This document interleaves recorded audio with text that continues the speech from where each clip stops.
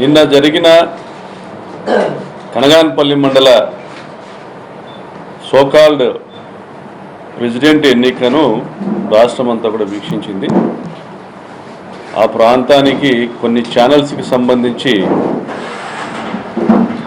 Media ప్రతినిధులను కూడా అలో చేయలేదు. ఆ మీడియా వ్యాన్ ఏదైతే లైవ్ వ్యాన్ ఉంటుందో సాక్షి లైవ్ వ్యాన్ కూడా అలో చేయలేదు. నిన్న అక్కడ జరిగిన మొత్తము తతంగం అంతా కూడా 15 నిమిషాల్లోనే ముగిసింది. 11ంటికి లోపలికి వెళ్ళిన ఎంపీటీసీ సభ్యులు, రాష్ట్ర మంత్రి పరిటాల సునీత గారు మొత్తం 15 నిమిషాల్లోనే ఎన్నిక ముగించినప్పటికీ కూడా 12:30 వరకు కూడా ఎవరిని బయటికి రాని అని పరిస్థితి. లోపలికి వెళ్ళంగానే నాయక్ సినిమాలో తతంగంలాగా లోపలికి రాగానే చాక్లెట్ ఇవ్వడము, వాళ్ళకి చేయాల్సింది అంతా చేసి పంపించడం అనే టైప్లో ఎంపీటీసీల పైన దాడి చేయడము, వెళ్ళంగానే ప్రపోజల్స్ అయిపోగానే ఆర్డీఓ గారు ఎవరైతే స్పెషల్ ఆఫీసర్ ఉన్నారో వాళ్ళు డిక్లేర్ చేయడము, అసలు ఎలక్షన్ జరగకుండానే ఎన్నిక అయిపోయినట్లు ప్రకటించడము, డిక్లరేషన్ ఇవ్వడము, ప్రమాణ స్వీకారం చేయడం, ఇవన్నీ వైపు జరుపుతూ అక్కడ కేవలం ఒక ఎక్స్ అఫిషియో మెంబర్గా వెళ్ళాల్సిన Paritala Sunitha as an MLA of the constituency ఆమె వీళ్ళను ఎంపీటీసీలను బెదిరించడము, పేరుతో మాట్లాడి నీ పేరేం అని మాట్లాడడము, మళ్ళీ బెదిరించడము, ప్లస్ వీళ్ళను అరగంట పాటు ఈ టీడీపీ నుంచి వచ్చిన 2 ఎంపీటీసీలను ఆమె బెదిరిస్తూ ఉన్నా కూడా వాళ్ళని చేతులు ఎత్తించాలనే ప్రయత్నం చేసినా వాళ్ళు చేయకపోతే వాళ్ళని కింద పడేసి కొట్టడము, ఒక బీసీ ఎంపీటీసీ కురుబకులానికి సంబంధించిన రాజేంద్రను ఆమె కొట్టించడము, ఇవన్నీ కూడా నిన్నంతా చూసినాం. సభ్య సమాజం తలదించుకునే విధంగా, ప్రజాస్వామ్యము కూని అయ్యే విధంగా నిన్న జరిగిన తతంగము. ఇది ఆషామాషిగా జరగలేదు. డీజీపీ గారికి రిప్రజెంట్ చేశాం, స్టేట్ ఎలక్షన్ కమిషన్కి రిప్రజెంట్ చేశాం, జిల్లా కలెక్టర్కి రిప్రజెంట్ చేశాము, ఎస్పీ గారికి రిప్రజెంట్ చేశాం. అయినా కూడా ఒక ఆర్డీఓ స్పెషల్ ఆఫీసర్గా అవుట్రైట్గా డిక్లరేషన్ ఫార్మ్ ఇచ్చారు ఎలక్షన్ జరగకుండానే అంటే ఖచ్చితంగా దీంట్లో ముఖ్యమంత్రి గారి హస్తం ఉంది. ముఖ్యమంత్రి చంద్రబాబు నాయుడు ఆదేశాల మేరకే బీసీలను అణచివేతకు గురి చేసే కార్యక్రమము నిరాటంకంగా 15 నిమిషాల్లో ముగించి దాన్ని 1.5 గంట తంతుగా చిత్రీకరించారు.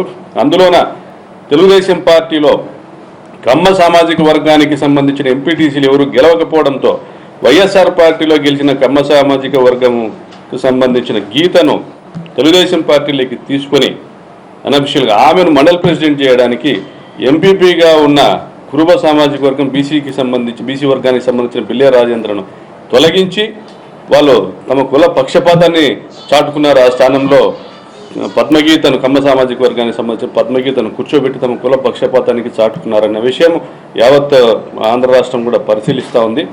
ఈరోజు తమకు కులానికి సంబంధించిన వ్యక్తి తమ పార్టీలో ఎన్నిక కాకపోతే పక్క పార్టీలో గెలిచిన వ్యక్తిని తీసుకొనైనా వాళ్ళని చేయాలి.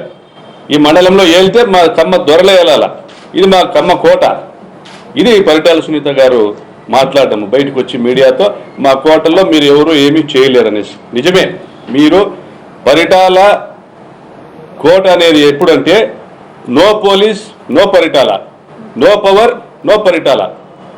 మీకు అధికారము పోలీసుల మద్దతు ఉంటేనే మీరు రాజకీయం చేయగలుగుతారు. ఇవి లేనిది మీకు ప్రజాబలం లేదు కాబట్టి మీరు పవర్తోనూ పోలీస్తోనూ ఎన్నిక చేసుకోగలిగినారు. నిజంగా మీకు ప్రజాబలం ఉంటే ఒక మంత్రిగా నువ్వు లోపల కూర్చోవాల్సిన పని లేదు. మేము ఇదే ఇన్ఫ్లుయెన్స్ చేస్తారు, ఏమే సునీత మినిస్టర్గా ఉంది, ఆమె ఇన్ఫ్లుయెన్స్ చేస్తుందని ఎలక్షన్ కమిషన్ రిప్రజెంట్ చేశాం. ఆమె లోపలికి అలో చేస్తే ఓటర్ని ఇన్ఫ్లుయెన్స్ చేస్తాననేసి అలాగే జరిగింది. లోపలికి వెళ్ళింది, ఓటర్లతో మాట్లాడింది. ఇవన్నీ లైవ్ రికార్డింగ్, ఎలక్షన్ కమిషన్ చేసిన రికార్డింగ్లు ఇవన్నీ కూడా ఉన్నాయి. వాటిని ఎడిట్ చేయకుండా ఆ కాపీని యథాతథంగా మాకు ఇమ్మని ఆర్డీఓ గారిని మరియు అదేవిధంగా ఎండిఓ గారిని కూడా రిప్రజెంట్ చేస్తూ ఉన్నాము. ఆ ప్రొసీడింగ్స్, ఎన్నికల ప్రకటన అనంతరం నుంచి ఆ ప్రొసీడింగ్స్, ఎన్నికల మినిట్స్, వీడియో రికార్డింగ్స్ ఇమ్మని కూడా సిఇఓకు స్పెషల్ ఆఫీసర్ కూడా రిప్రజెంట్ చేస్తున్నాం. దీన్ని కోర్టులోనే ఫైట్ చేస్తాం, అవసరమైతే హ్యూమన్ రైట్స్ కమిషన్లో కూడా దీన్ని ఫైల్ చేస్తాము. అదేవిధంగా ఎలక్షన్ కమిషన్ ఆఫ్ ఇండియా దృష్టికి కూడా తీసుకెళ్తాము. స్టేట్ ఎలక్షన్ కమిషన్ కంప్లైంట్ చేసి న్యాయ పోరాటం ఖచ్చితంగా చేస్తాము.